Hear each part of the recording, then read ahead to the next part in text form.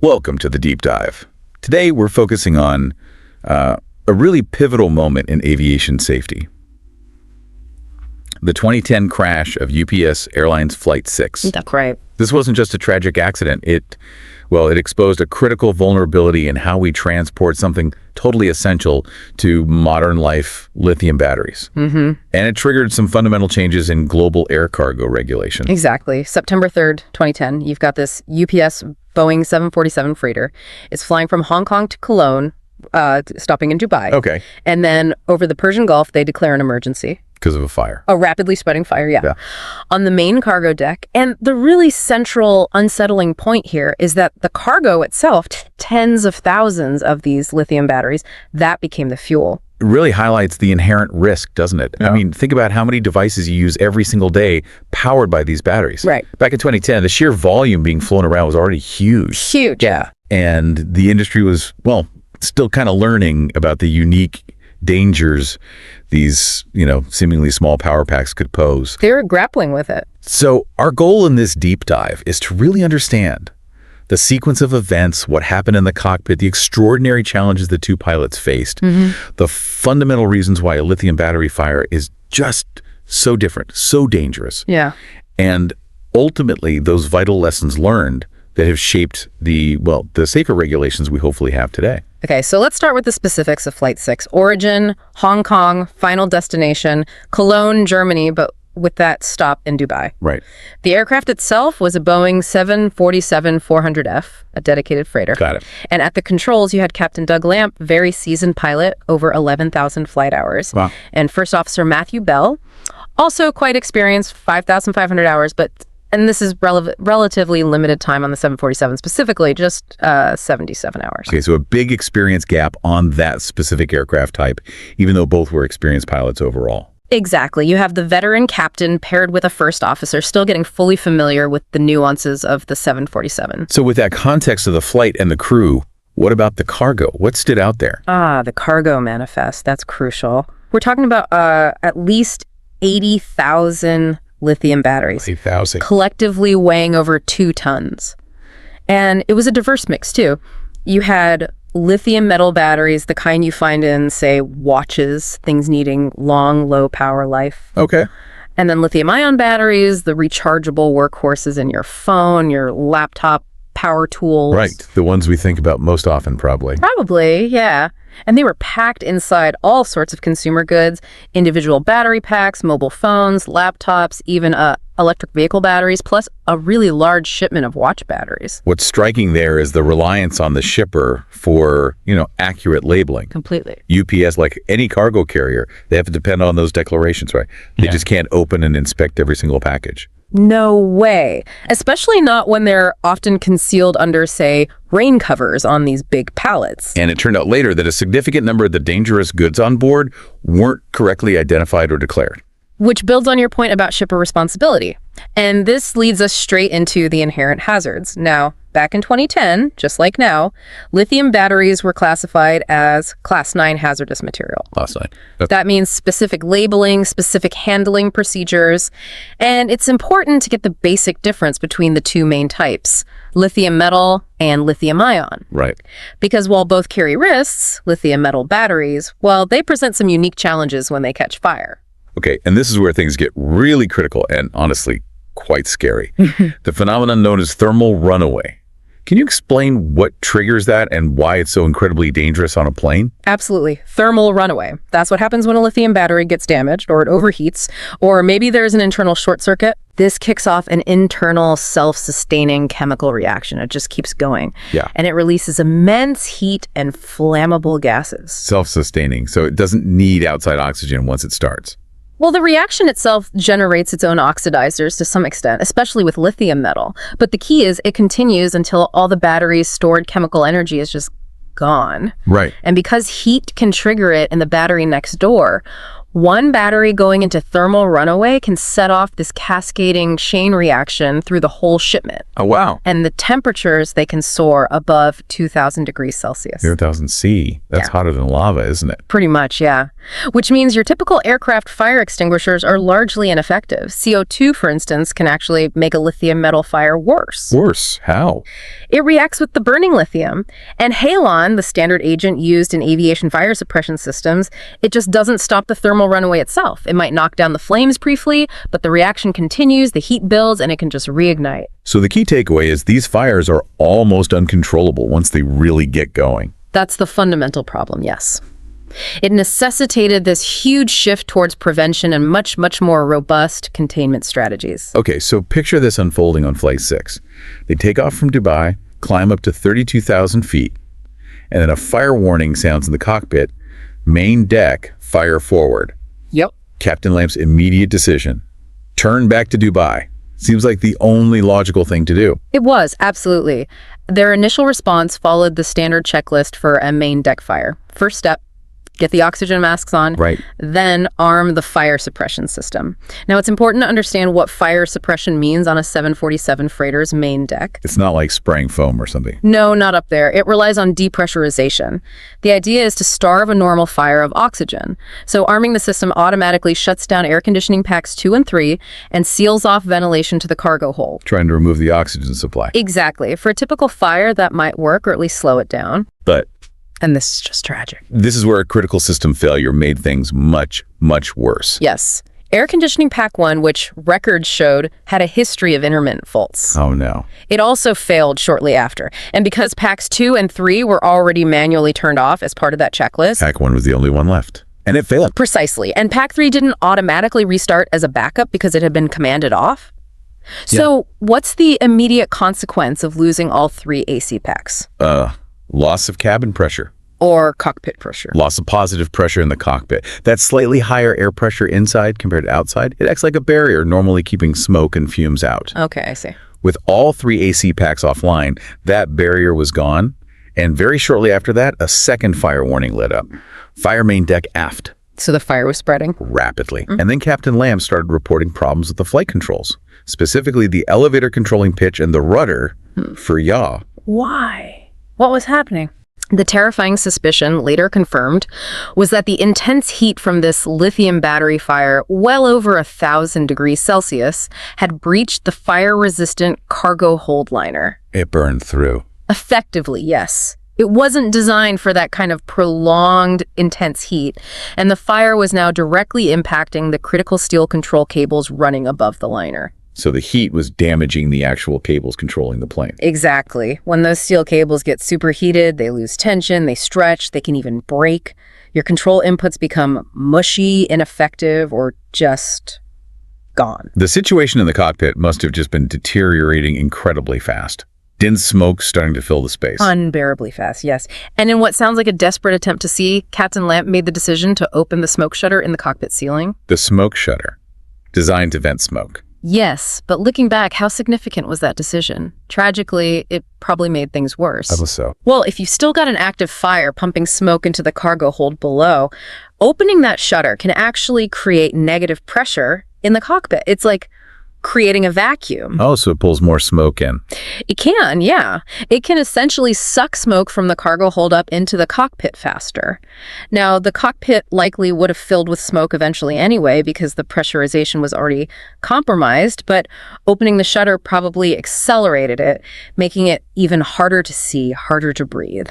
And with the manual controls becoming unreliable, Captain Lamp engaged the autopilot, hoping maybe it could manage an auto landing. Oh, desperate hope, yes. But First Officer Bell was now struggling immensely. Visibility was severely reduced by this thick, acrid smoke, and he was trying to input the ILS frequency. That's the radio signal for the automated landing approach. Exactly, trying to punch that into the flight management system, the FMS, the plane's computer. Imagine trying to do that when you can barely see the buttons. Just awful. And then a truly catastrophic failure. The oxygen supply to Captain Lamp's mask failed. Failed. Almost certainly fire damage to the oxygen hose itself. It likely burned through. His desperate attempt to reach the backup oxygen bottle. It ended with his last recorded words, "I can't see." Oh, my God. And then he became incapacitated, which left First Officer Bell, remember, relatively new to the 747, completely alone in that smoke-filled cockpit, battling a crippled, massive aircraft. The sheer terror. You can only imagine the panic, the disorientation. It's just unimaginable. Alone, barely able to see, flying this huge, increasingly unresponsive jet. And now communication itself becomes another massive hurdle. A huge one. First Officer Bell couldn't see the radio panel clearly enough to change frequencies. He couldn't tune the radio. So how did he talk to anyone? He was forced to rely on a nearby aircraft acting as a relay, passing messages back and forth between him and First Bahrain, then Dubai Air Traffic Control. That sounds incredibly complex and slow. It was, and prone to misunderstandings. We have parts of the cockpit voice recorder.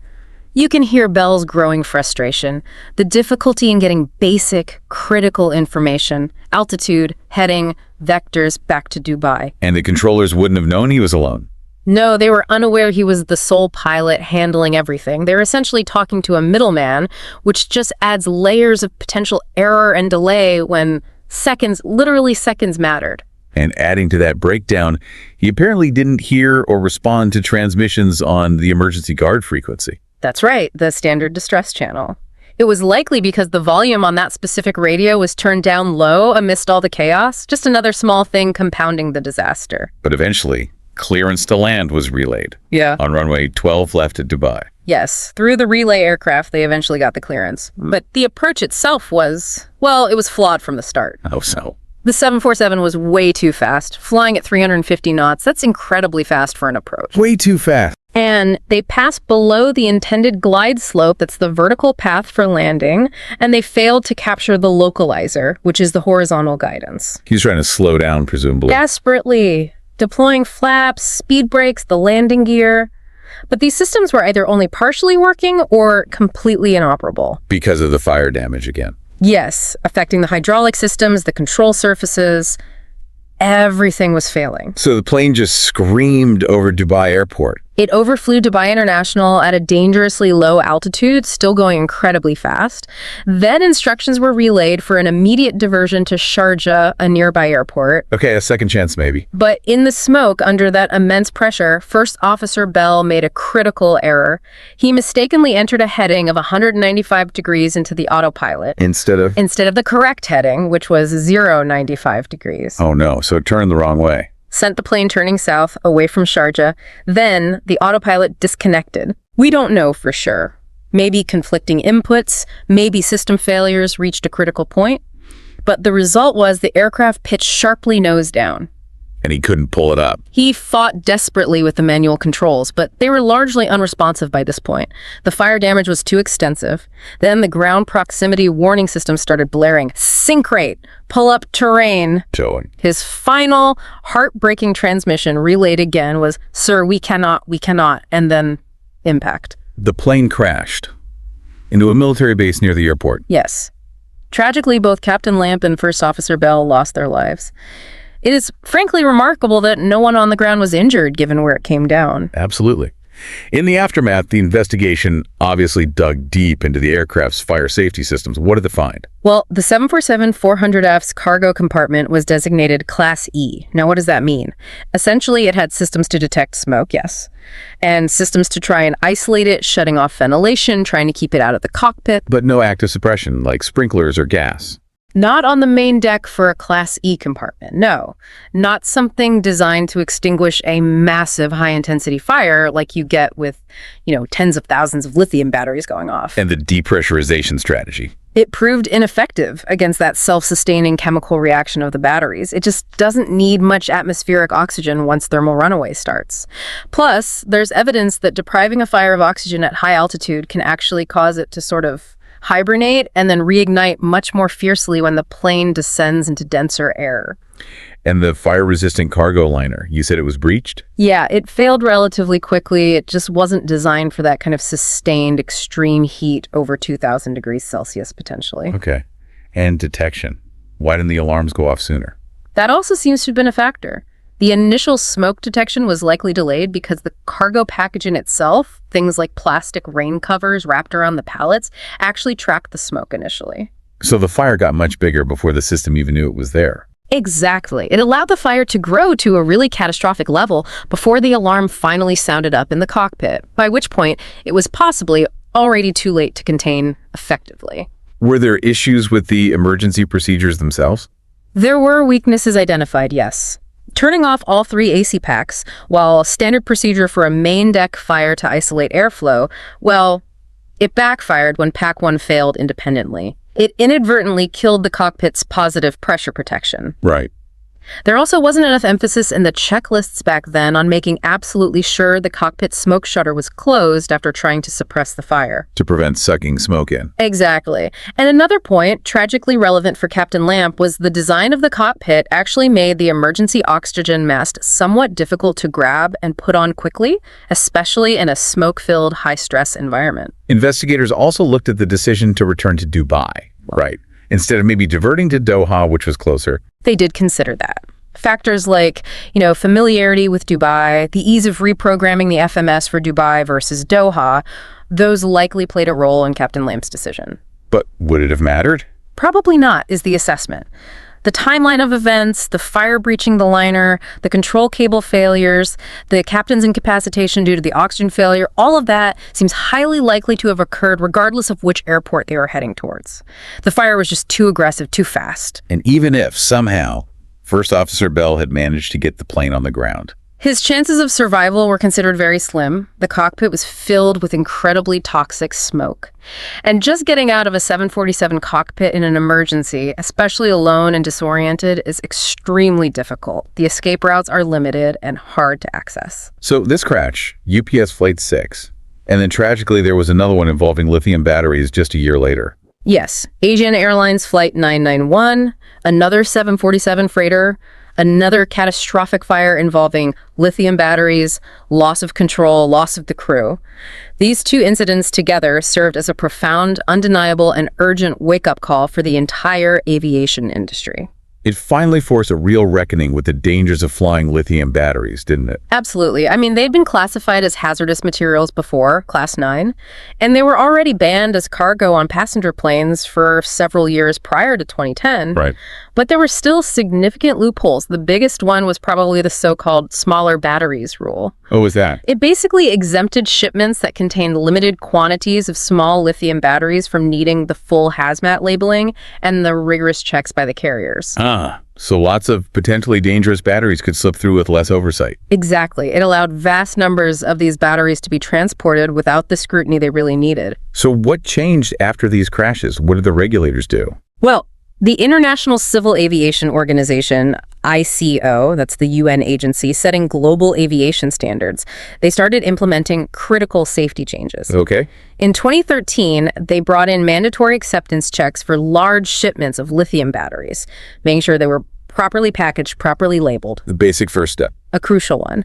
Then, in 2016, came a really groundbreaking rule, limiting the state of charge for lithium-ion batteries shipped as air cargo to a maximum of 30%. 30% charge. Why is that so important? It's huge. It significantly reduces the amount of stored energy inside each battery. That makes thermal runaway much less likely to start in the first place. And if it does start in one cell, it's far less likely to have enough energy to cascade to neighboring cells. It dramatically lowers the overall risk. That makes sense. Reducing the potential fuel load. Precisely. And airlines were also mandated to ensure they had better fire detection and suppression capabilities on their cargo aircraft. And did the U.S. follow suit? Yes. The U.S. FAA Reauthorization Act of 2018 pushed the U.S. to fully align its rules with the stricter ICAO standards. And by 2019, PHMSA, that's the Pipeline and Hazardous Materials Safety Administration, the U.S. agency overseeing hazmat transport. Right. They issued comprehensive new regulations, complete ban on lithium battery cargo on passenger planes. You can still carry your own devices, obviously. Good distinction. Mandatory 30% state of charge limit for batteries on cargo aircraft. And critically, they closed that dangerous small battery loophole. Good. What about the battery industry itself? Did they make changes? They did, yes. They recognized the need for inherently safer products and safer ways to transport them. So you saw improvements in packaging, better internal separation between cells to prevent short circuits, and even incorporating fire suppressant materials within the battery designs themselves in some cases. So current U.S. regulations today for shipping lithium batteries by air, what are the key requirements? Okay, so they need to meet tough UN testing standards. They need measures to prevent short circuits. The inner packaging has to be non-metallic to avoid conductivity. They need that prominent Class 9 cargo aircraft only label. And of course, that under 30% state of charge limit for lithium-ion batteries shipped as cargo. In UPS itself, the airline involved, what did they do internally? They took significant steps, formed an internal safety task force, and that led to some real innovations like audible checklists in the cockpit. The checklist reads itself out loud. Oh, interesting. Helps in low visibility, I imagine. Exactly. More realistic smoke training simulations for their pilots. And they even developed positive pressure visibility enclosures, basically. Enhanced smoke goggles that provide clear air to better protect pilots from smoke in the cockpit. And Boeing, did they update their checklists? Yes, Boeing updated its fire emergency checklists based on the lessons learned, and the FAA issued revised guidance, really hammering home the critical importance of immediately setting oxygen masks to 100% if you suspect any kind of fire or smoke in the cockpit. Is there ongoing work on better containment or suppression? There is. The FAA has invested in research and development for fire-resistant cargo containers, ULDs, and also looking at more effective fire suppression agents specifically for lithium battery fires. Widespread mandatory adoption of these, though, is still kind of a work in progress. It's complex and expensive to retrofit entire fleets. But despite that, the outcome seems positive overall. It does, remarkably so. Here's the significant thing. There hasn't been a single fatal aircraft accident directly attributed to lithium battery cargo fires since Asiana in 2011. That's incredible considering how many batteries are still flying. It really is. And this undeniable progress, it's a direct result of dedicated efforts. Experts, researchers, regulators around the world, a safety-conscious industry. All galvanized, sadly, in large part by the tragic lessons from UPS Flight 6 and, the heroic, desperate actions of First Officer Matthew Bell. So the core message we take away here is pretty clear, isn't it? The crash of UPS Flight 6 was, well, a truly pivotal event. Absolutely pivotal. It tragically shone a harsh light on the very real dangers, maybe dangers people hadn't fully appreciated before, of shipping huge numbers of lithium batteries by air. And it acted as this powerful, undeniable catalyst for the really significant safety improvements we've seen across the board in the air cargo industry globally. We also really have to remember the incredibly complex, terrifying situation those pilots faced, particularly First Officer Bell. Yeah. His solo struggle against just overwhelming odds in that smoke-filled cockpit, fighting a dying aircraft, trying desperately to communicate through relays. It was, by any measure, an extraordinary act of courage and sheer determination. Absolutely heroic. And while his efforts, tragically couldn't save the flight in the end, they undoubtedly played a vital role in underscoring just how urgent the need was for the safety changes that followed. His actions weren't in vain from that perspective. It really does make you reflect, doesn't it, on this vast, intricate global logistics network that just underpins so much of our modern life, all relying on the seemingly seamless, safe transport of these incredibly energy-dense devices we all carry. So we take it for granted. We do. And as we've explored today, behind those regulations, those technical standards that seem maybe a bit mundane, there are often these deeply impactful, transformative safety stories, like this one. Born from tragedy. It leaves you wondering what other seemingly ordinary parts of our daily lives have similarly dramatic, consequential safety narratives woven into their history. It's a sobering thought, but maybe an essential one to consider long after this deep dive concludes.